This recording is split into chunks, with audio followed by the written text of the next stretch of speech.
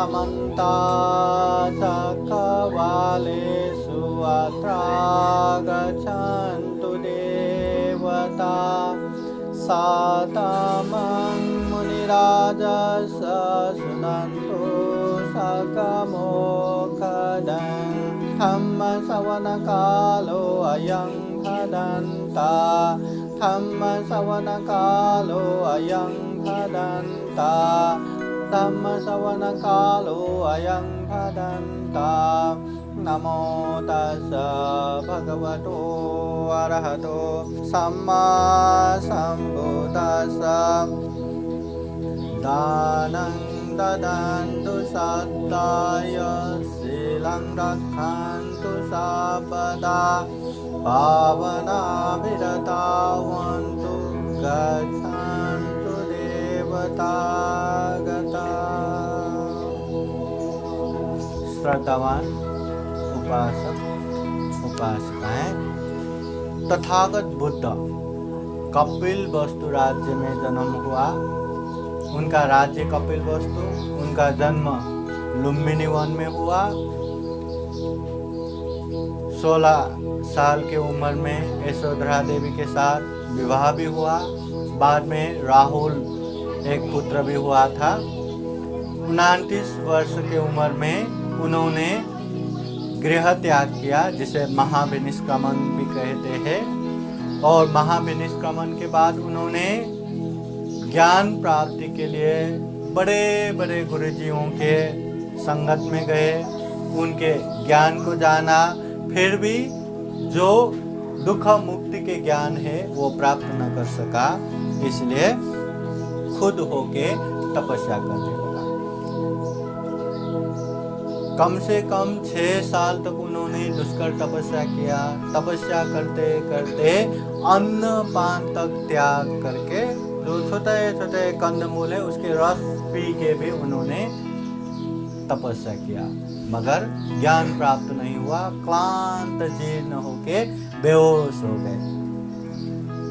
फिर बाद में पता चला, उन्होंने ये महसूस किया जैसे बिना की तार को अच्छे से बजाना है तो उसको ज्यादा कस के भी नहीं बांधना चाहिए और ज्यादा लूज भी नहीं बांधना चाहिए। मध्यम ठीक से बांधेंगे तो उससे अच्छे आवाज निकलेंगे। वैसे ही शरीर को अति दुख दे के भी ज्ञान प्राप्ति नहीं होता। शरीर को अति सुख दे के भी ज्ञान प्राप्त नहीं होगा। उसके लिए उन्होंने मध्यम मार्ग निकाला, बीच का रास्ता निकाला। फिर उन्होंने शरीर को भी पोषण करना चालू किया, अपने आप को देखना चालू किया। ध्यान भावना करते करते उन्होंने बोधि ज्ञान प्राप्त किया, बुद्ध बना।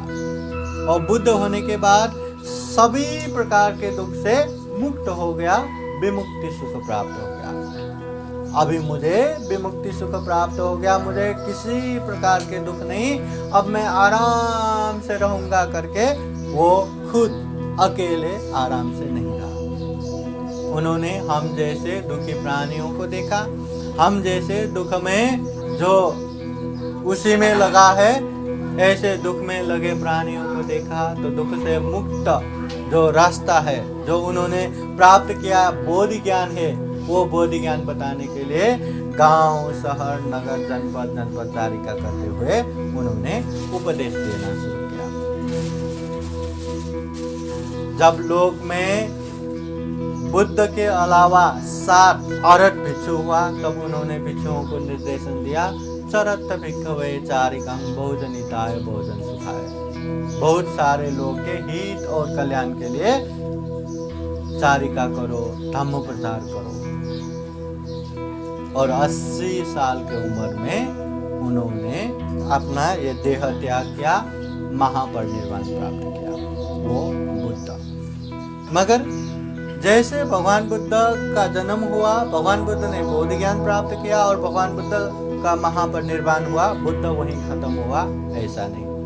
मतलब तथागत बुद्ध ने कहा है, बुद्ध एक ज्ञान है, जो बोध होता है उसे बुद्ध कहते हैं। तो भगवान बुद्ध जो शाक्य मुनि तथागत गौतम बुद्ध है वो केवल एक ही बुद्ध नहीं है। उन्होंने कहा है न जाने पहले कितने बुद्ध उत्पन्न हुआ है, मेरे बाद भी न जाने कितने बुद्ध उत्पन्न होंगे। हाँ, तो बुद्ध का मतलब जो बोध होता है उसे बुद्ध कहा गया है। तो कोई भी वो ज्ञान प्राप्त करे तो उसे बुद्ध कहते हैं। इसलिए बुद्ध भी 3 प्रकार के हैं, श्रावक बुद्ध, प्रत्येक बुद्ध और सम्यक संबुद्ध। श्रावक बुद्ध वो है जो बुद्ध के उपदेश सुन के दुख से मुक्त होते हैं, जैसे सारिपुत्र, मोदगलयान ऐसे। और प्रत्येक बुद्ध वो है जो खुद होके ज्ञान प्राप्त करके दुख से मुक्त होता है मगर किसी को उपदेश नहीं देता। और सम्यक संबुद्ध वो है खुद होके दुख मुक्त भी होता है, ज्ञान भी प्राप्त करता है और लोगों की दुख मुक्ति के लिए उपदेश भी देते हैं, जैसे शाक्य मुनि तथागत बुद्ध सम्यक संबुद्ध है ऐसे। तो वो बुद्ध ने जीवन भर न केवल एक दिन, न केवल एक हफ्ते, न केवल एक महीने, 45 साल तक उन्होंने बहुजन हिताय बहुजन सुखाय के लिए उपदेश दिया। ढेर सारे उपदेश दिए और ऐसा कोई वचन नहीं कि ये तो जरूरी नहीं क्यों दिया, ऐसा कोई भी नहीं। मगर फिर भी हाँ, जैसे समुद्र में गए, हमको पानी चाहिए, कितना लेके आना है? सारे के सारे पानी तो लेके नहीं आ सकता, अपना बर्तन जैसा है उसमें भर के ही ला सकते हैं। वैसे ही अपने ज्ञान, अपने बुद्धि, अपने प्रज्ञा से जितना कैपेसिटी बनता है, जितना क्षमता बनता है, उतना धम्म सुनना, उसे समझना, उसे अभ्यास करना जरूरी है। बुद्ध ने कहा है बहुम पिचे सहितं भासमानो न तकरो होती नरोपमतो। ज्यादा धम्म का उपदेश जान के समझ के भी कोई फायदा नहीं अगर उसका पालन ना कर सके तो। अपम पिचे सहितं भासमानो धम्म से होती अनुधम्मचारी। थोड़ा ही क्यों न हो धम्म की वाणी सुन के समझ के उसके हिसाब से पालन कर पाएंगे तो वो सबसे अच्छा है। और ऐसे लोगों को ही धार्मिक कहते हैं और ऐसे लोग ही दुख से मुक्त हो सकते हैं। इसलिए तथागत बुद्ध ने ढेर सारे उपदेश दिए। जैसे ये जीवन दुख से भर पड़ा है, अगर दुख है तो दुख का कारण भी है तृष्णा, लोभ, लालच। अगर दुख का कारण है दुख मुक्त अवस्था भी है निर्वाण। अगर निर्वाण है, निर्वाण पहुंचने का रास्ता भी है मध्यम मार्ग, आर्य अष्टांगिक मार्ग, शील, समाधि, प्रज्ञा। जैसे तथागत बुद्ध ने ये गृह त्यागी भिक्षु भिक्षुनियों को शील, समाधि, प्रज्ञा का ही उपदेश दिया, मध्यम मार्ग का ही उपदेश दिया, दुख मुक्ति का मार्ग ही उपदेश दिया।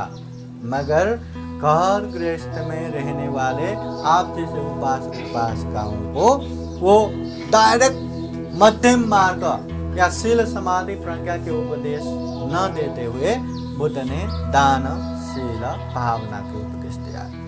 दान, शील, भावना। बुद्ध कहते हैं दानं ददन्तु श्रद्धाय, श्रद्धा से दान देना चाहिए। शीलं रखन्तु सर्वदा, शील हमेशा पालन करना चाहिए। भावना भिड़ता होन्तु, ध्यान भावना हमेशा करना चाहिए। दानं ददन्तु श्रद्धाय, श्रद्धा से दान देना चाहिए। लोग तो दान देते हैं किसी को दिखाने के लिए या अपना नाम बढ़ाने के लिए, कोई अपना नाम भी लेते रहे या कोई लाज के कारण, शर्म के कारण अनेक तरह से दान देते हैं। मगर बुद्ध ने कहा है त्याग चित्त और श्रद्धा चित्त से जो दान देते हैं उसका पुण्य ज्यादा मिलता है। जैसे भगवान बुद्ध के समय में एक घटना इस तरह भी कहते, श्रावस्ती के एक उपासक जो अति गरीब है, वो हमेशा दूसरों के खेतों में काम करके खाते थे। उसके घर में वो पति पत्नी दोनों ही है, दूसरे के घर में रह रहे, जो काम करके थोड़ा बहुत जो भी मिले, आटा मिले तो कभी रोटी बना के या कभी उसको पानी में घोल के गर्म करके ही खाते थे, कभी कनिका मिले तो उसी को क्वाटी बना के ऐसे बना के खाते थे, जो मिले वैसे ही जीविका कर रहे थे। बहुत दुखमय। एक दिन क्या हुआ, उसके पति सुबह से खेतों में काम करने निकले और उसके पत्नी को कुछ बना के लेके जाना था। क्या बनाए, देखा तो कुछ भी नहीं, जो टूटे फूटे बर्तन, मिट्टी के बर्तन में थोड़ा बहुत वो आटा लगा हुआ था, उसी को निकाल के छोटा सा एक रोटी बनाया। चलो यही रोटी लेके जाते हैं करके लेके गए। उसका भाग्य तभी रास्ते में तथागत बुद्ध मिला। तो उसने भी सुना था कि बुद्ध को दान देना बहुत बड़ा पुण्य है, तो ऐसा लगा कि बुद्ध को मैं कुछ दान दूं, मगर दूं तो क्या दूं, अपने पास कुछ भी नहीं है। फिर याद आया मेरे पास एक रोटी है, मैं ये दान दूंगा। फिर लगा अरे मैं ये रोटी कैसे दान दे सकता हूँ, ये रोटी दान दिया तो बेचारा मेरा पति सुबह से काम कर रहा है खेतों में, कितना भूखा रहेगा, वो क्या खाएगा, नहीं मैं ये नहीं दान दूंगा। फिर लगा अरे बुद्ध मिला है तो मुझे दान देना ही चाहिए। फिर लगा नहीं भूखा पति है तो कैसे दान देंगे। एक तरफ लगा दान देना चाहिए, एक तरफ लगा दान नहीं दे सकते। तो आखिर में उसने ये ठान ली कि पति तो थोड़ा ही भूखा रहेगा, मगर बुद्ध को दान देंगे तो अनंत अनंत जन्म तक सुख मिलेगा। भले ही मैं पूरा रोटी नहीं, आधा रोटी ही दान देता हूँ। आधा करके रोटी दान दिया। बुद्ध ने आशीर्वाद दिया, सुखी। वो इतना खुशी हुआ, खुशी दौड़ते दौड़ते खेत में पहुंचे और पति को गुस्सा होने से पहले ही बता दिया आज ऐसा ऐसा हुआ, बुद्ध को मैंने आधा रोटी दान दिया। हाँ ठीक है। पता है तथागत बुद्ध ने क्या कहा, सुखी। अच्छा ऐसा कहा, ठहरो। वो रोटी खाए बिना वहां से चले गए बुद्ध को देखने। बुद्ध तब तक पीछा करके बिहार में पहुंच भी चुके थे। बिहार में ही गए और बुद्ध को कहा, ओ भगवान आपने ऐसे ऐसे एक महिला को रोटी दान देते समय आशीर्वाद दिया था। हाँ आपने सुखी हो आशीर्वाद दिया था। हाँ तो उसने बोला अरे भो भगवान आपने भी क्या आशीर्वाद दिया, क्या लोगों को ऐसे ही कहने के लिए दिया क्या ये आशीर्वाद। ये श्रावस्ती नगर में 27 करोड़ धन, उस समय के 27 करोड़ धन खर्चा करके पूर्वाराम बिहार दान देने वाले महाउपासिका विशाखा भी वही है, वो भी सुखी हो।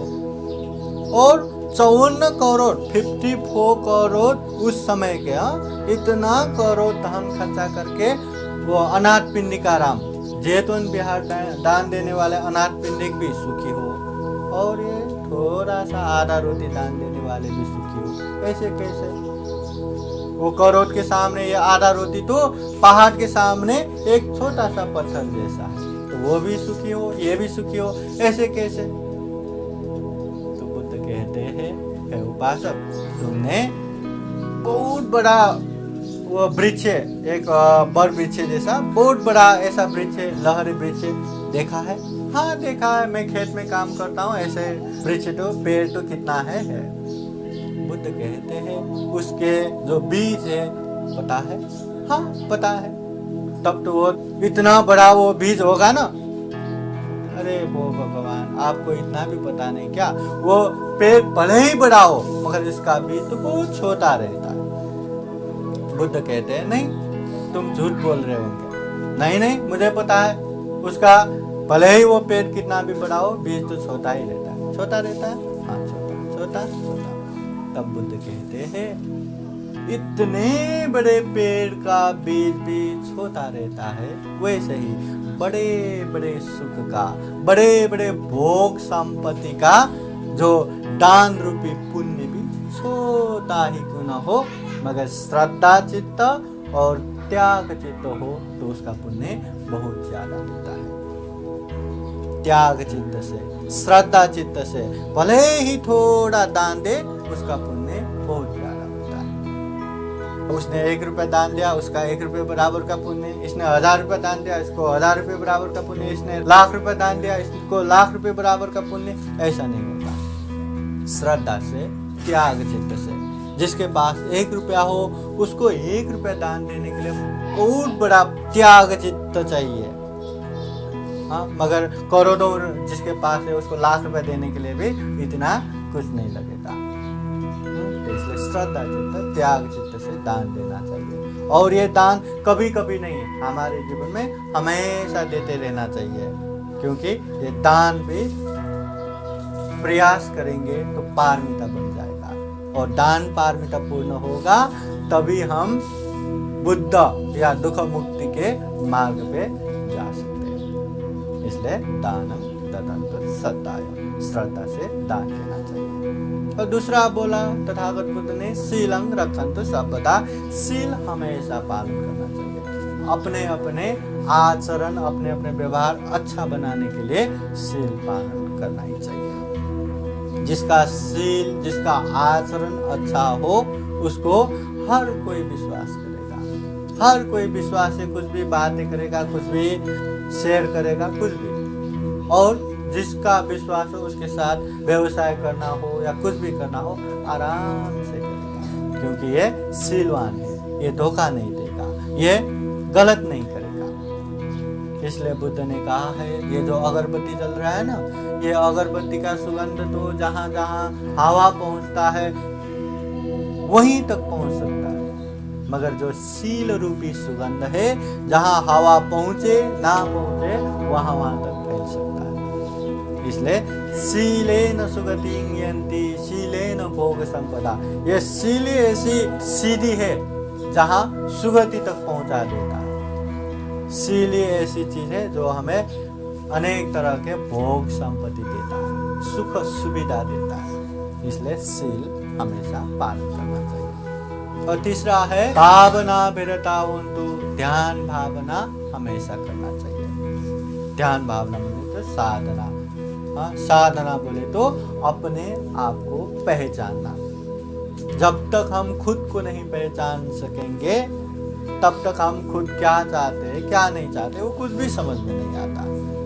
जब तक हम खुद को नहीं समझेंगे तब ये मन पागल की तरह यहाँ वहाँ घूमते रहेंगे, यहाँ वहाँ ही चलते रहेंगे। तो जिंदगी इतना दुर्लभ है, इतना अमूल्य है, वैसे वैसे ही खत्म हो जाएगा। इसलिए अपने आप को पहचानने के लिए भी ध्यान भावना करना चाहिए, अपने मन को पहचानने के लिए भी ध्यान भावना करना चाहिए। और तो और ये चंचल मन को एक चित्त एकाग्र करने के लिए भी ध्यान भावना करना चाहिए। तो ध्यान विशेषतः मन की एकाग्रता और मन की परिशुद्धता के लिए ध्यान करते हैं।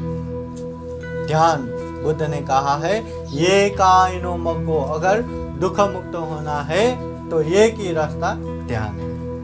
बिना ध्यान करे दुख मुक्त हो ऐसा संभव नहीं है। तो विशेष तथागत बुद्ध ने गृहस्थ उपासक उपासिकाओं को ये दानशील भावना के उपदेश दिया है। ये दानशील भावना में ही सारे धम्म का सार इसी में आता है। इसलिए बुद्ध ने तो बहुत सारे उपदेश दिए हैं। उन उपदेश को जितना हो सके उतना हमको जानना है, जितना हो सके उतना हमको अभ्यास करना है, पालन करना है। अभ्यास करेंगे तो ही हमें सुख मिलेगा, वरना नहीं मिलेगा। तो बुद्ध के ऐसी वाणी को हम निरंतर जान सके, निरंतर समझ सके, निरंतर अभ्यास कर सके और सभी दुखों से मुक्त, जन्म जरा व्याधि से अलग निर्वाण तक प्राप्त कर सके, ऐसी कामना करते हुए बुद्ध वचन पाली गाथा द्वारा सभी को आशीर्वाद देते। सब लोग हाथ जोड़ के बैठे।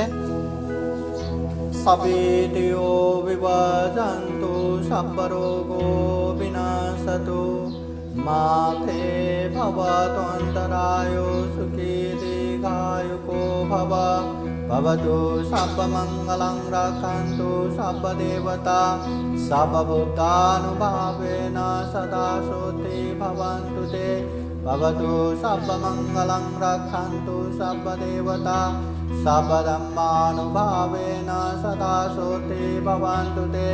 भवतु सर्वमङ्गलं रक्षन्तु सर्वदेवता, सर्वसङ्गानुभावेन सदा सोते भवन्तु ते एचितं पाचितं तुय्यं क्षिप्रमेव समीचतु सावे पुरेन्दुजितसङ्गापादण्डो वन्नरसो यथा मणिज्योतिरसो यथा आयुरारोग्ये सम्पत्ति सर्गसम्पत्तिमेव च अतो निब्बानसम्पत्ति इमिनाते समीचतु साधु साधु साधु